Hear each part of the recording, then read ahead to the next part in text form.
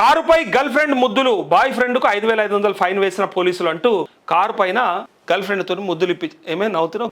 ఎందుకు నవ్వొచ్చింది నీకు? ఇదేం వార్తన్నా అంటావా? అది కూడా వార్తనే. ఏం చేస్తారో తెలవాలి కదా. యువత జెంజీ అంటే మరి ఇట్లాంటివి కూడా చేస్తారా అని. మొత్తం లిప్స్టిక్ పెట్టి అమ్మగారు మొత్తం ముద్దులు పెట్టింది ఆ కారుకి. తెల్ల కారుని ఎర్రగా వేసేసింది.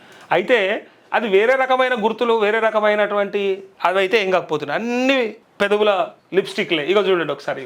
సోషల్ మీడియాలో వైరల్గా అయ్యేందుకు యువకుడు చేసిన ప్రయోగం వికటించింది. చివరికి పోలీస్ కేసు ఫైన్ వరకు వెళ్ళింది. మధ్యప్రదేశ్లోని గ్వాలియర్కు చెందిన ఆదిత్య సికార్వార్ కారుపై అతడి గర్ల్ ఫ్రెండ్ ఏకంగా 3,400 లిప్స్టిక్ ముద్రలు వేసింది.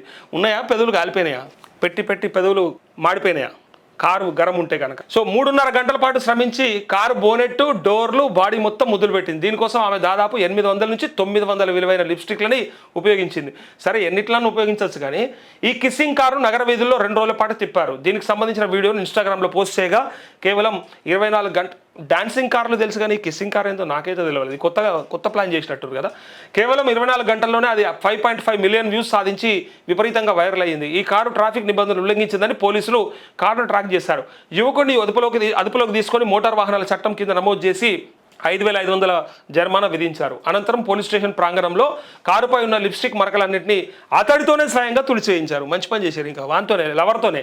విదేశాల్లో ప్రాచుర్యం పొందిన ఓ సోషల్ మీడియా ట్రెండ్ను చూసి తన ప్రేమికురాలు ఈ ఆలోచన చేసిందని ఆదిత్య సికార్వార్ తెలిపారు. ఇది చట్టవిరుద్ధమని తనకు తెలియదని, తప్పు తెలుసుకొని ఫైన్ చెల్లించినట్టు వెల్లడించారంటూ.